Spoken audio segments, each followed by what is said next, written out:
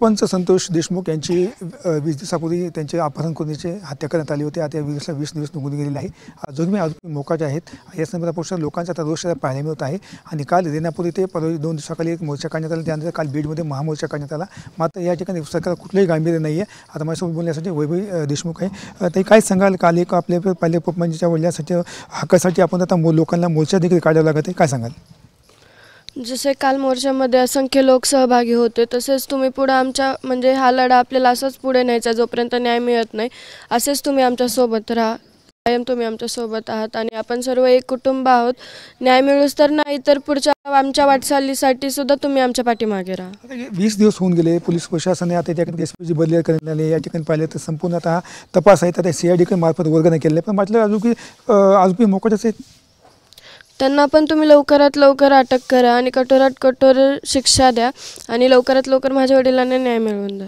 दादा काय सांगाल, काल बीडमध्ये मोठा महामोर्चा देखील काढण्यात आला होता। या ठिकाणी पाहिले सर्व पक्षीय होते, राजकीय होते, विरोधक होते, सत्ताधारी होते, लाखोच्या संख्येने नागरिक रस्त्यावर उतरले होते न्याय हक्कासाठी, कसं पाहता? सुरुवातीच्या पहिल्या दिवसापासून जे मी म्हणतोय माझ्या कुटुंबाला, माझ्या भावाला न्याय द्या, ती हाक आज संपूर्ण तालुक्यात, जिल्ह्यात नव्हे तर महाराष्ट्रात पोचली आहे। आणि आता मी जे मागतोय ते सगळं महाराष्ट्र मागतोय, ते म्हणजे आमच्या कुटुंबाला न्याय। आणि सर्व धर्मीय, 18 पगड जातीतील सर्व पक्षीय जे लोक आले, ह्यांची भूमिका जी मी मांडत होतो तीच भूमिका आहे, वेगळी भूमिका काहीच नाही।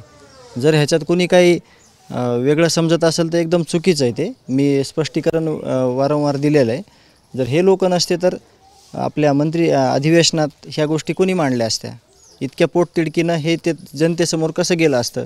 हे दुःख आमचं जे आहे, ते जे पाठीवर हात ठेवायला इथं सगळेजण येतात, त्या लोकांनी जर समाजात मांडलं नसतं तर कालचा जो मोर्चा आहे तो देखील म्हणजे कुठपर्यंत झाला असता माहीत नाही। पण सगळे लोक जे आमच्या कुटुंबाला साथ देत आहेत, आम्ही जे आर्त हाक मारलेली आहे की आम्हाला तुमची गरज आहे आणि न्याय मिळेपर्यंत नाही तर आम्ही तुमचं कुटुंब आहोत, तुम्ही आमच्या कुटुंबातले आहात, असं समजून जे कालचा मुकमोर्चा होता त्याच्यातली प्रामुख्यानं मागणी ही होती की सर्व आरोपीला, जे संघटित गुन्हेगारीला प्रवृत्त करणारे जे समाजातील विकृत आहेत लोक, त्यांना सगळ्यांना अटक करून त्यांना फाशीची शिक्षा द्या।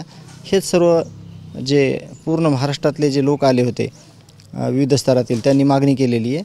तर ह्याच्यातून आम्हाला न्याय मिळाला पाहिजे आणि त्याच्यासाठी काय करता येतं आहे, ज्या काही गोष्टी काल मुख्यमंत्री साहेबांना रात्री सांगितल्या, त्यांची संपत्ती जप्त करून वगैरे कुणाचं समाधान नाही होणार काहीच। त्यांना शिक्षा दिल्यावर खरं समाधान होईल आणि त्यांच्या संपत्तीचं वगैरे आम्हाला कुणाचं काहीच घेणदेण नाही। आम्हाला फक्त एक आहे की आमचा जे माणूस आहे, आमचा जे कुटुंब प्रमुख आहे, आमच्या जे गावचा प्रमुख आहे, ज्यांनी जे समाज आहे सगळा महाराष्ट्रातील, त्यांनी न्यायासाठी जे रस्त्यावर आलेत त्या गोष्टीला त्यांनी न्याय द्यावा। काल पाहिलं तर अंजली दमाने तुमचं एक बोलणं झालं, त्यांनी तुम्हाला एक व्हिडिओ पण दाखवलं होतं, एक ऑडिओ पण दाखवलं होतं। नेमकं काय ऑडिओ होता? त्यांनी एकदा मागणी केली की त्यांनी एक स्फोट देखील केला की तिने जे आरोपी मोकाट फिरतात ते त्यांना मारून टाकण्यात आलेले। काय तुमची बातचीत झाली त्यांची अंजली दमाने? तेच सांगितलं मला त्यांनी, पण अधिकृत काय असल्याशिवाय कोणीच काय बोलू शकत नाही ना। अधिकृत झाल्यावर ते आपल्याला पोलीस यंत्रणा वगैरे कळवणार आहे। तुमचं त्यांचं काय बोलणं झालं नेमकं? हेच बोलणं झालं। ते म्हणले की हे बाहेरचे आरोपी आहेत, त्यांचं कुठंतरी कोणी फोन केला की डेड बॉडी सापडल्यात, तर ते काम कोणाचं आहे? यंत्रणा जे आहे त्या यंत्रणेचं काम आहे, ते यंत्रणा बघून घेईल कोण आहेत ते आणि आपल्याला ते समोर आणतील। त्याच्यामुळे आपण त्याच्यावर काही कुठली गोष्ट बोलायची काहीच गरज नाही ना।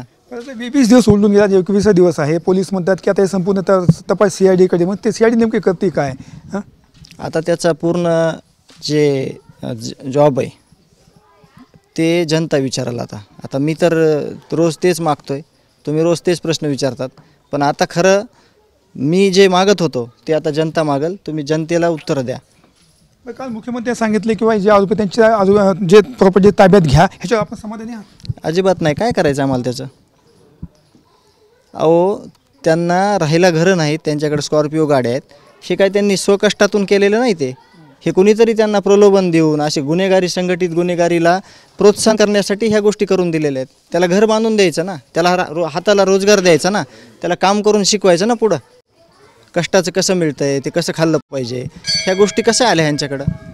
म्हणून मी म्हणतोय की संघटित गुन्हेगारी आहे ही सगळी पहिल्यापासून, आणि ह्याला कुठंतरी आळा घालण्यासाठी जे सगळे धागेदोरे सगळे उलगडून ह्यांना सगळ्यांना अटक करून ह्यांना फाशी द्या।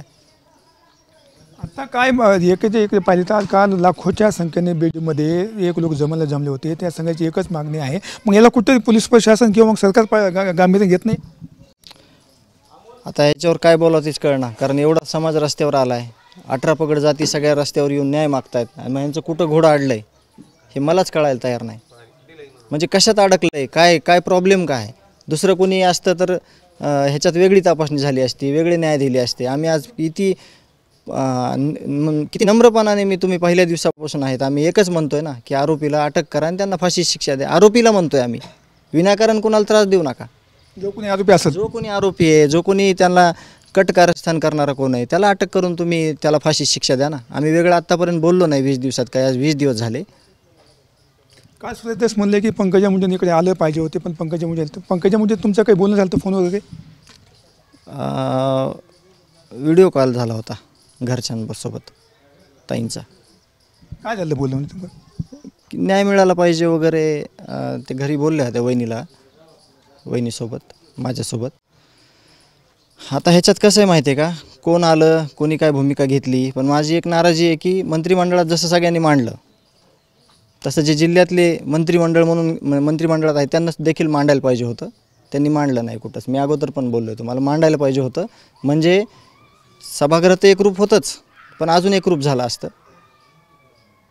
त्यांनी सांगितलं की आरोपी कुणीही असो त्यांना ताब्यात घेतलं पाहिजे, कठोर शिक्षा झाली पाहिजे. कोणी? त्या मंत्र्यांनी म्हणजे पाहिजे होत्या. हां, त्यांनी सांगितलं. त्यांनी पोस्ट पण केली होती दुसऱ्या दिवशी.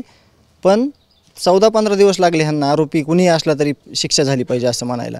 मग त्यांनी थोडंसं भूमिका चांगली घेऊन, जे कोणी लोकप्रतिनिधी असतात ते सर्व जाती धर्माचे असतात, सर्व समाजातील घटकांचे असतात, त्यांनी हीच भूमिका सगळ्यांनी जी भूमिका घेतली ती घ्यायला पाहिजे होती. आता काय असेल तुमची मागणी? आता मागणी हीच आहे ना, मागणी चेंज थोडी होणार आहे. आता एवढा मोर्चा निघाला त्याची मागणी एकच होती ना की आरोपीला फाशी द्या, आरोपीला अटक करा. मागणी शेवटपर्यंत कुठलीच बदलणार नाही. ज्या मागण्या आहेत आमच्या त्या रास्त आहेत. आमचा माणूस गेला आहे, तुम्ही माणूस आणून देऊ शकत नाहीत. आम्ही फक्त न्याय मागतोय, न्याय द्या.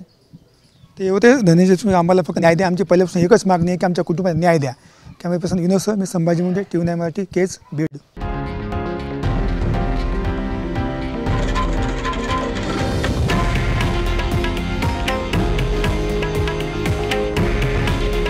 हे आहे देशातील नंबर 1 न्यूज नेटवर्क आणि आपण पाहत आहात TV9 मराठी.